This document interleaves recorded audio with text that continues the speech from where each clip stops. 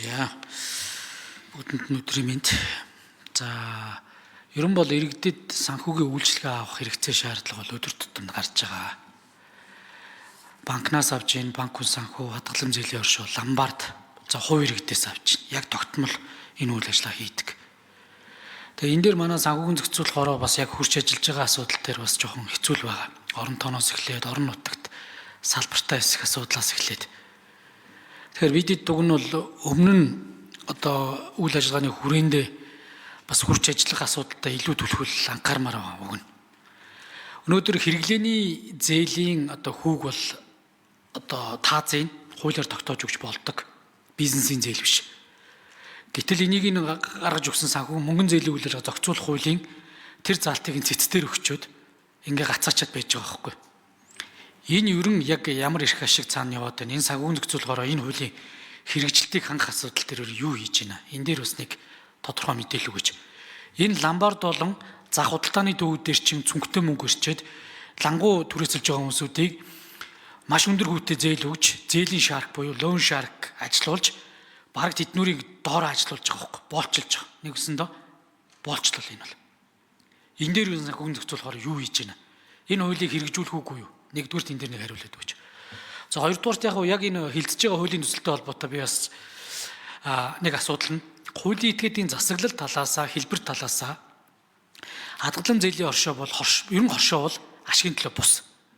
Тэгэхээр ашигын төлөө бус ийм хуулийн этгээдийн зохион байгуулалт үйл ажиллагаан дээр илүү одоо бүр үйл ажиллагааг тэлж нэмэлт үйлчлэгээнүүд буюу факторингийн үйлчлэгээ чинь өр худалдаж аавн үйлчлэгээ ч гэдэг юм уу ийм зүйлүүд л ингээ орох гэж байгаа нь хэр зохистой юм бэ? Бидэд энэ хадгалан зээлийн оршооноос болоод маш олон гашуун түүхүүд бол бий. Гэхдээ би энэ хуулийн төслийг огтоос эсэргүүцээгүй.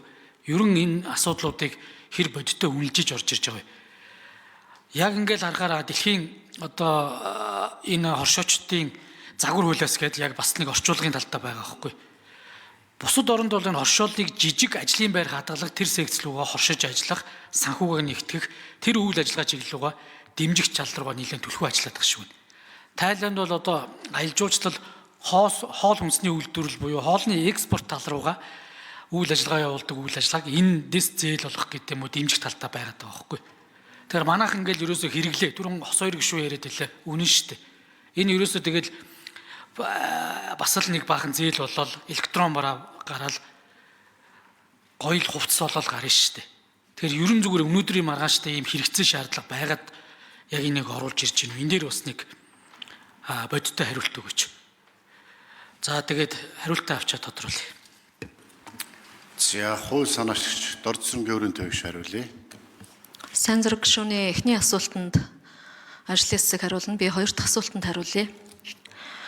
За өнөөдөр байгаа нөхцөл байдал бол гишүүний хэлж байгаа үнэ. Өнөөдөр бол хадгалан зээлийн хоршоодын гишүүд нь тухайн хоршооны удирдлагын үйл ажиллагаанд оролцохоос илүүтэй зээл авахын тулд гишүүн болж байгаа. Зээл авахын тулд очиж гишүүнээр бүртгүүл зээл авч байгаа. Энэ байдлыг энэ хуулиар хязгаарлаж зохицуултыг бол хийж өгсөн баг.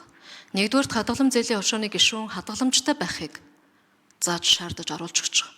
Ингэснээрээ тухайн хадгаламж зээлийн хоршооны буюу одоо энэ санхүүгийн хоршооны гишүүн маань удирдлагын засаглалын тогтолцоонд оролцох эрх нь бүрэн нээгдэх боломжтой. Яг энэ бодит гишүүн байх боломжийг нээж өгч байгаа. Нөгөө талаар яг хөдөлмөрөөрөө хоршиж байгаа энэ үйл ажиллагааг дэмжих чиглэлд санхүүгийн их усурыг гаргах гэдэг бол өнөөдөр ч манай дээр явж байгаа. Энэ боломжийг бид нэр илүү нэмж өгөх үүднээс хуулиар зарим зохицуултыг хязгаарлаж өгсөн. Энэ юу гэхээр өнөөдөр зарим хадгалан зээлийн оршоо бол улс орон даяар ёстой лизенч вэ, юу ч вэ бүгднийг гаргаж байгаа. Тэгвэл энийг хязгаарлаад тухайн орон нутагтаа болон эсвэл мэрэгчлэрээ тухайн салбараараа нэгдэж хоршоо байгуулах боломжийг олгож өгч байгаа. Тухайлбал UB Cab одоо таксины үйлчилгээ явуулдаг одоо таксины жолооч нар яг энэ өөрсдийнхөө үйл ажиллагаанд чиглэсэн сонирхол дээр нэгдээд хадгалан зээлийн оршоо байгуулад ажиллаж байна. Энэ ажлын яг энэ хүрээнд нь тэр чиглэлээр нь дэмжих боломжийг олгож хуулийн зохицуултуудыг хүрээ хязгаарын бас тодорхой болгож оруулж өгсөн байгаа. Орон нутагт бол одоо Улаанбаатар хотынх бол хэрвээ Улаанбаатар хотынх бол Улаанбаатар хоттой одоо Говьсанбор аймаг, Өмнө Говь аймаг гэвэл зөвхөн Говьсанбор аймагтаа, Өмнө Говь аймагтаа амьдарч байгаа иргэдийг яг энэ хоршооны гишүүн байлгах ийм хязгаарлалтуудыг хийж өгж байгаа нь яг одоо гишүүний ярьж байгаа саяны энэ өнөөдрийн одоо учир дутагдaltaй байгаа нөхцөл байдлыг арилгах үүднээс оруулж өгсөн хуулийн зохицуулт юм багмаа. За эхний асуултанд ажлын хэсэг хариулъя. За ажлын хэсэг энэ дөрөв дэх микрофон. За сайн зүрх гишүүний асуултанд хариулъя. За Монгол Улсын их хурлаас 2022 онд мөнгөн зээлийн үйл ажиллагааны тухай хуулийг батлаад 23 оноос хэрэгжсэн.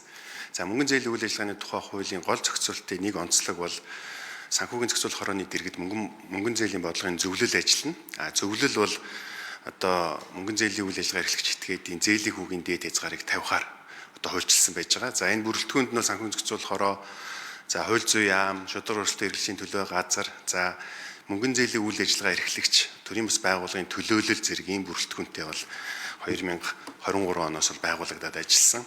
За анх бол 2023 оны 24 оны 1 сард анх удаа одоо Монгол улсад энэ 4.5%-аар хүүгийн дээд хязгаарыг бол энэ мөнгөн зээлийн бодлогын зөвлөлөөс тогтоосон. За энэ тогтоосны дараагаар бол одоо тодорхой нөгөө мөнгөн зээлийн үйл ажиллагаа эрхлэгч этгээдүүд төрийн бас байгууллага нь бол захиргааны нэрийг шүүхт гомдол гаргасан. 2 шатны захиргааны нэрийг шүүх. За Пүрвжийн сайн зэрэг гишүүн тодруулна. Жамцсан дарга нэмээд хариулчаарай.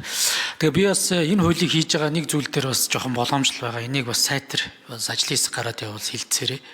Дээвэр холбоо ч гэдэм үү ийм үзэгдлүүд ерөөсөө явахаараа нэг хүн эзэн сучдаг хэсэг бүлэг явдаггүй. Тэгээ одоо манад ийм сонгодог жишээнүүд байна шүү дээ. Нөгөө ажил хөдөлмөр эрхлэгчдийг одоо төлөөлж ярьж байгаач институцийн нэг хэсэг бүлэг хүмүүс явж л байдаг. Аж ахуй буюу баялаг бүтээгчтэй төлөөлж байгаа буюу гэх нэг хитдэг хүмүүс л яваад байдаг. Тэгээ энд эзэн суух байдлыг одоо болиулж буюу ротац хийдэг, энэ өөрө солигддог, энэ нийтийн эрх зүйн этгээдэд тавигддаг энэ шаардлага нь байж өгөхгүй бол энэгээрээ дарамтлаад бусад байгууллагууд одоо аж ахуй эрхлэх сонирхлын иргэдийн саад болон чөдөр болно. Тэгээ ерөн зүгээр дээвэр холбоо биш танхим байгуулагдах хэрэгтэй юм шүү. Энэ нэг бизнесийн үйл ажиллагаа. Тэгэхээр яг бизнесийн үйл ажиллагаа бол энэ худалдаа аж ахуйн танхимынхаа дэргэд ийм санхүүгийн үйл ажиллагаа буюу санхүүгийн одоо хадгалам зээлийн хоршоочдын танхим гэдэг юм уу? За энэ дөрөв дэх микрофон. Ажлын хэсэг хариулъя. Төрөөнийхөө хариултыг гүцээгээд хариулчихъя. 24 оны шийдвэр дээр 2 шатны захиргааны нэрийг шүүх яваад түтгэлзүүлсэн шийдвэрийг. За тэгээд улмаар санхүүгийн зохицуул хорооны дэргэдэх мөнгөн зээлийн бодлогын зөвлөлөөс дахиж одоо шийдвэрлээд 4.5%-аар тогтоогоод 25 оны 2 сард бол эцэлж шийдэгдсэн. Одоо бол энэ шийдвэр хүчин төгөлдөр үйлчилж байгаа. Өөрөөр хэлбэл мөнгөн зээлийн үйл ажиллагаа эрхлэгч этгээдүүд иргэн хуулийн этгээд 4.5%-аас дээш хүүтэй зээл болохыг бол хоригдсон шийдвэр явж байгаа. За мөнгөн зээлийн үйл ажиллагааны тухай хууль бол үндсэн хуулийн цэцдэр маргаа үүссэн явж байгаа гэж бид хүн бол ойлгож байгаа.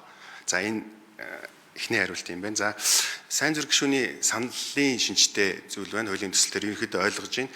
Бидний хуулийн төсөл тусгагдсан гол концепц бол энэ бол өөрөө мэрэгжлийн одоо өөрийгөө зохицуулах байгууллага байх юм. Өөрөөр хэлбэл нөгөө SRO гэж нэрлэдэг Self Regulatory Organization гэдэг ийм институт манай бусад санхүүгийн салбарын одоо гол хуулиуд дээр байдаг. Тухайлбал одоо үн цасны зах зээлийн тухай хуулийн дээр одоо холбоо өөрийгөө зохицуулах За нэмэлт 1 минут сайн зэрэг гишүүн.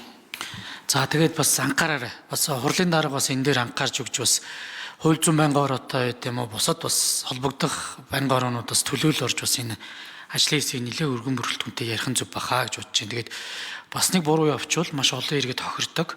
Өнөөдөр бас иргэдийн санхүүгийн боловсрол бол тэр болгон сайн байхгүй байна. Энэ дээрээ бас үсээд бусдын өмнөөс бахан одоо эдийн засаг санхүүгийн хариуцлага хүлээгээ явуухгүй гэдэг юм боломжтой байгаа шүү. Тэгээд тэр дээвэр холбоо энэ төр дээр бас сайн ярилцъя. Ерөн зүгээр энэ хоршооны асуудлыг цаашдаа ашигын төлөө бухаа ашигын төлөө бус байх уу гэдэг энэ суурь концепцийг бас иргэний үлдээ нийцүүлж гэсэн ярих ёстой. Энэ бас Япон, Герман ч гэсэн олон жилийн маргаан болол явж л байна. Тэгээ бидэд бас нэгтэлт нь гаргая. Тэгээд наад Ламбардын хуулийнхаа хэрэгжилтийг иргэдтэй тэр ийм Монголигээр баг мессеж хэлбэрээр хүргээд иргэдээ бас анхааруулаарай. Тэгэхгүй бол энэ зах худалдааны дүүрчин зээлийн өрөнд орсон, зээлийн одоо энэ атганд орсон одоо жижиг бизнес эрхлэх зөндөө болчиход байна шүү. За энэ бол нөхцөл байдал тийм байгаа шүү. Хит өндөр хүүтэй хадгалам зээлийн хоршооны зээлэнд иргэд маш туйлдж байгаа. Онцгой анхаарах хэрэгтэй. Энэ асуудал зохицуулагдах байх гэж найдаж байгаа шинэ хууль хэлэлцсэн дэмжигдээ бол тодорхой хэмжээнд үр дүнг өгөх байх. За мөнгөн цогийн ган хөлөг гişүн асуултаас